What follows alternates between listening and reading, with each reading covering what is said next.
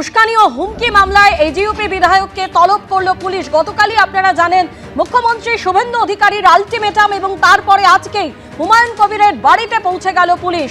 এর আগে 3 এজিইউপি নেতাকে গ্রেপ্তার করা হয় আর এরপরেই হুমায়ুন কবিরকে তলব করা হয়েছে শক্তিপুর থানা, অন্যদিকে রেজিনগর থানা। এই 2 থানা থেকেই নোটিশ পাঠানো হয়েছে হুমায়ুন কবিরকে। নিশ্চয় আগে জুডিশিয়াল দিয়ে দেখি, তারপরে যা করার করব। তো এখনই কিছু বলছি না, সময় আসলে নিশ্চয়। আমরা ঘরে বসে থাকার লোক না, কারো কাছে আত্মসমর্পণ করে বেঁচে থাকার কোনো প্রয়োজন আছে বলে মনে করি না।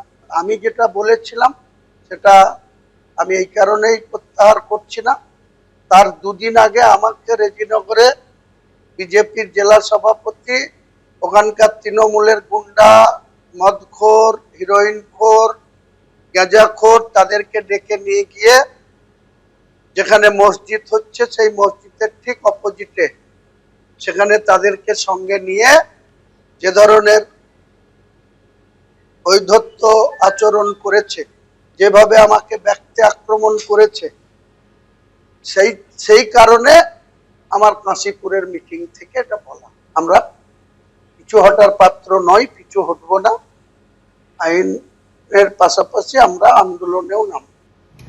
মুখ্যমন্ত্রীর আলটিমেটামের পরে হুমায়ুন কবিরের বাড়িতে পৌঁছে গেল পুলিশ। নোটিশ পাঠানো হলো শক্তিপুর এবং রেজিনগর, এই 2 থানা থেকেই নোটিশ পাঠানো হলো হুমায়ুন কবিরকে।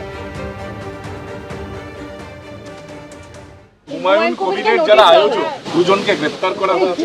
কালকে মুখ্যমন্ত্রী বলেছেন যে এবার ওনার পালা। হুমায়ুনের এটা বোঝা উচিত যে পশ্চিমবঙ্গে বাবরের সরকার নেই।